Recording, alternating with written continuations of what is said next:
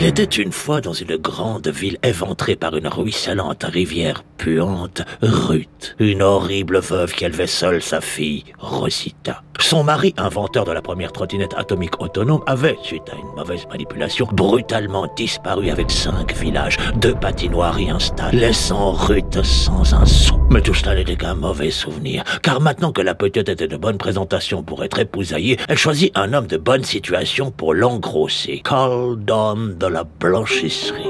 Ruth voyait en Caldon un bon placement, car propriétaire d'une blanchisserie en pleine expansion avec sa franchise chez Caldon, les taches frissonnent, elle flairait le bon pigeon filon pour sa fille et organisa un rendez-vous entre ces 2 tournes d'eau sur un bateau-mouche. Quoi de plus romantique pour un premier rendez-vous que le pont supérieur première classe d'un bateau-mouche, hein?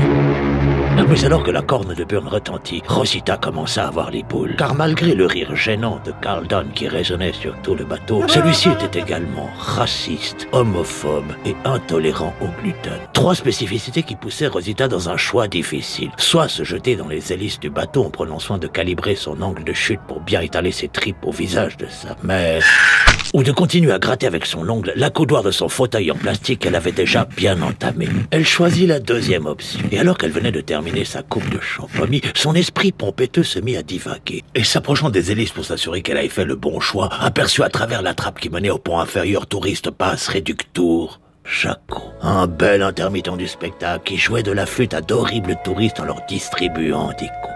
Rosita, mordillant érotiquement sa flûte de champomis, se dit qu'elle avait bien envie d'un cookie, et de Jaco aussi. Alors descendit les escaliers en courant. « Je voudrais un cookie. » Jaco lui tendit un de ses délicieux mets. « Je les ai faits moi-même, dit-il. » Rosita croqua le cookie et se mit à ovuler des glandes gustatives. Jamais n'avait mangé un aussi bon mets. Et alors qu'elle essayait de dissiper la fumée qui sortait de ses oreilles, entendit un son étrange sortir de sa bouche. « Je m'appelle Jaco. J'aime les cookies et jouer de la flûte. Et moi, c'est Rosita. J'aime les cookies et les hommes. » Jaco lui offrit immédiatement un autre cookie. Mais alors qu'elle s'échauffait pour son deuxième orgasme gustatif, elle entendit le rire gênant de Carlton ainsi que la voix de sa mère résonner dans son dos. « Carlton nous a offert des jambons beurre. Il serait donc de bonne convenance que tu reviennes sur le pont supérieur, lui dit sa mère. Ruth n'aimait pas Jaco. En le scrutant de haut en bas, ne voyant en lui qu'une punaise de lit qui allait, hors lui donner des boutons, faire échouer le plan qu'elle avait judicieusement élaboré. Pousser sa fille à épouser Caldon, assassiner Caldon, et une fois que sa fille en a hérité, assassiner sa fille et devenir blanchisseuse.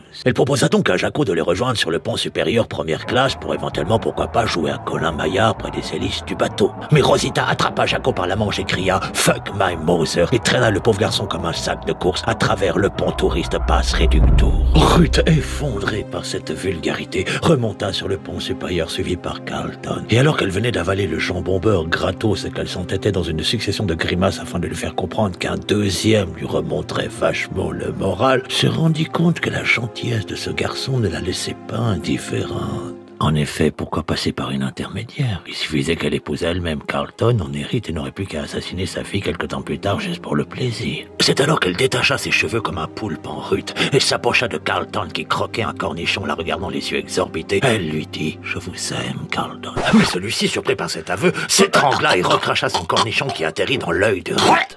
Gêné par ce réflexe incontrôlé et se pliant à toutes sortes d'excuses, préféra se retirer discrètement afin de garder une certaine dignité. Non loin de là, Rosita, cachée dans un local technique avec Pierrot, lui demanda « Mais quel est donc ce cri ?» en mâchouillant un maxi cookie pêche fleur de sureau qu'il venait de lui offrir. « C'est le chant des baleines », répondit-il intrigué par la fumée qui sortait à nouveau des oreilles de la jeune fille qui rangeait la boîte de cookies dans sa poche. « Bon, mais toi tout nu, je vais te dessiner », lui cria Rosita. « Quoi? Tu m'as offert un cookie, je vais t'offrir un dessin. »« Ah oui, mais... » tout nu. Oh, et ça va. J'ai déjà vu des zizi. Oui, certes, mais il n'eut pas le temps de développer son raisonnement. Et alors que les touristes du pont passe réductour se mirent à entonner la chansonnette, Jaco, voyant Rosita plonger dans son bloc-notes qu'elle griffonnait avec passion, se rendit compte que son petit bijou était en train de virer au bleu. C'est alors qu'il décida d'entamer une démarche en crabe en direction de son chauffe zizi accroché négligemment sur la poignée de la porte, quand Rosita lui présenta son chef-d'œuvre. « Oh, mais c'est vachement bien, lui dit-il. »« Oh, merci, répondit Rosita en baissant les yeux en direction de son petit bijou qui avait à nouveau changé de couleur. « Je ne sais que te dire, lui dit-il. » Mais Rosita, qui avait fait un stage en bijouterie, n'eut pas besoin de lui dire qu'il n'y avait rien à dire. Puis elle se jeta dans ses bras, l'embrassa, et alors que résonnait encore le chant des baleines, se mit à lui... Jacko qui adorait ça. Je ne sais pas, Rosita. C'est si soudain. Moi aussi, je ne sais pas, lui dit Rosita. La seule chose que je sais, c'est que nous allons peut-être mourir aujourd'hui. Et tous deux se mirent à rire. Puis ça... Et c'est alors que le capitaine du bateau, trop occupé à actionner la corne de brune, ne se rendit pas compte qu'il avait lâché le gouvernail. Et l'impensable se produisit. Le bateau-mouche s'incrusta comme un éclair moqua dans le pont du maréchal Maurice Berg. Le bateau tanguait de tous les côtés. L'eau s'infiltrait par toute fissure. Nul ne pouvait ignorer quel destin tragique les attendait.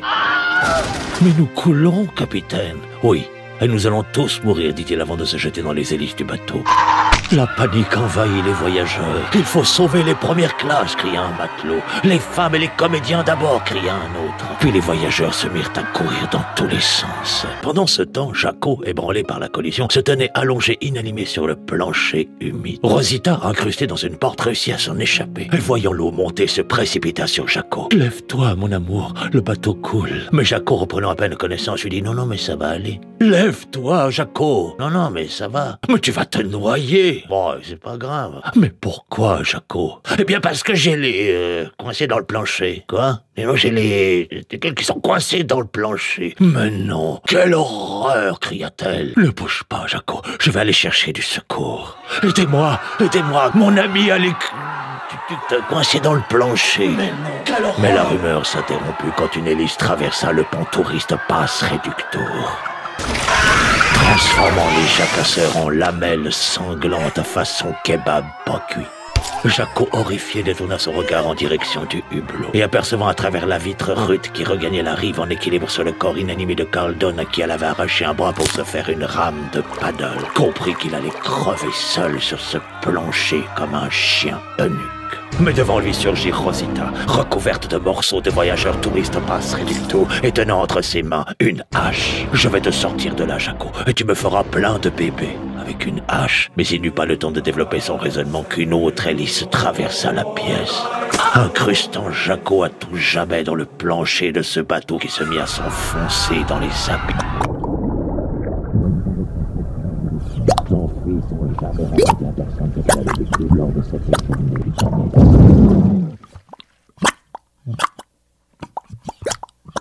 Quelques années plus tard, Rosita, devenue veuve, orpheline et blanchisseuse, revint sur le pont du maréchal Maurice Berg et tenant entre ses mains la boîte à cookies de Jacko qu'elle avait... Putain, il y a de l'eau qui rentre. Non, mais je déconne pas la promo.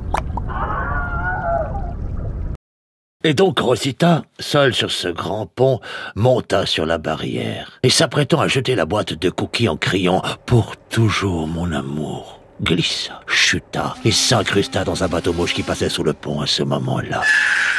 De nombreux experts s'interrogèrent sur la meilleure façon de la désincruster, mais on conclurent que s'ils tentaient quoi que ce soit, elle mourrait. Ils décidèrent donc de la laisser ainsi, et c'est ainsi qu'alimentée par perfusion, elle fut contrainte de passer le reste de sa vie comme proue de bateau-mouche. Et c'est à partir de ce jour que tous les marins du monde ornèrent leur bateau d'une femme sculptée en hommage à Rosita la blanchisseuse.